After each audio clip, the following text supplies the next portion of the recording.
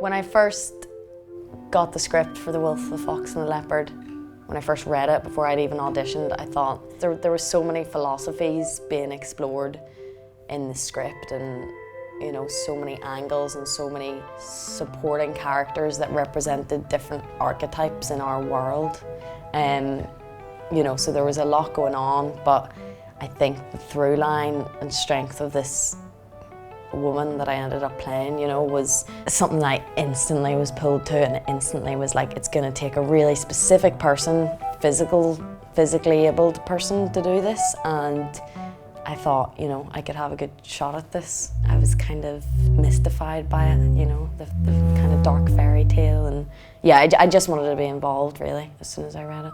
It was very particular when I read this script, and it was quite a long time before we started shooting. I was really mesmerized. I was happy that there was someone out there who wrote something like this. Immediately it caught me. It didn't feel like mainstream. It didn't feel like wanting to be something. It felt like someone knows what he wants to tell, and that's what immediately got me. David has a very distinct voice in what he's trying to do, but it's also so layered. Yeah, straight away you're just like, oh, I'm excited to work on something where somebody is so sure about what they want to do. So I prepared for the role physically luckily we had a bit of time before we shot, because it was supposed to be shooting in June and then started shooting in October instead. So I had from June to October to work with a movement coach, get my fitness up, get my stamina up, teach my body to move like a wolf, like a dog, you know, which is nearly impossible, well, not quite. We would meet every morning in the studio. We would split our days. We kind of decided early on to split the days. So we do half in the studio and then half in the woods. And the studio time would be for us to work on different parts of the script, different exercises, as well as training someone to realistically look like that they could live and breathe and be with a pack of wolves. So basically we did a prep week before actually shooting, where I was kind of bonding with them and spending, you know, every day with them from morning till evening. I saw them as like regal kind of beings, like much above me, because at first, you know, you're terrified and you're like, oh my God, I'm just gonna get devoured by these things, and then you realise, right, they're a bit more scared of you than you are of them and stuff. But then quite quickly I just wanted to integrate with them. I wanted them to love me. I wanted a bond. You could kind of figure out which one was at the top and who the alpha female was, and where you slotted in that rank. And it was really profound, you know, being that close to wild nature is like, it makes you think differently, and yeah, it was privilege, yeah. First of all, it was a very particular set because it was an oil rig, and one usually doesn't get to be on an oil rig, so that was already quite amazing. First part of rehearsing was actually discussing different versions of the script with David, and then we had a week of rehearsals before the shoot.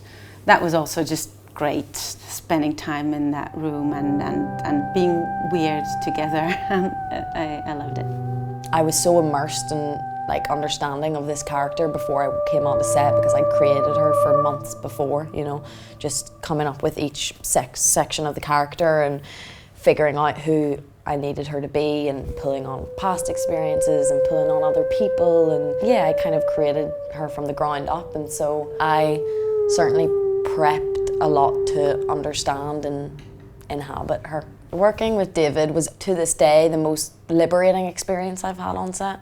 You know, like I was given full license, and I was given actually full trust. You know, he knew exactly what he needed and wanted, and he created the Wolf Girl, you know. It's really been a blessing to have been able to do this film. It's really a accumulation of so many people that I've met over the course of my previous film endeavors that have kind of collectively come together.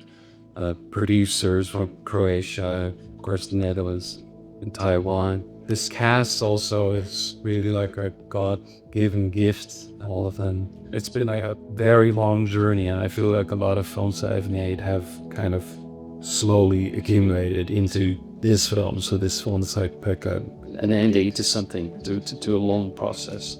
what gave me the idea of this film in the beginning was that I was always fascinated by the topic of feral children because it gives us such a unique opportunity to study what it is to be human. And I wondered, just with everything that's going on in the world and all these things, all these problems colliding, basically what right we would have as humans now to tell somebody what they should be like as a human being. And I wanted to do something about the climate crisis, but in a way that I hadn't seen before. It's what developed over time, over many versions of writing the script and later over many sessions with the actors. It's really like a journey that descends into like someone is in a very pure state, in a way, not an innocent state at all, but a pure state.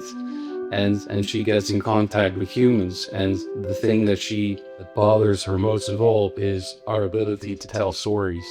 I genuinely feel like a massive box had been ticked with this part, and I don't know if I'll ever get something like this again. To have done it and inhabited it and had this moment with these people and David, and it's very special. It's very special to me, and it will always be, and it changed me a lot for the better, and I just want to do stuff like this again and again.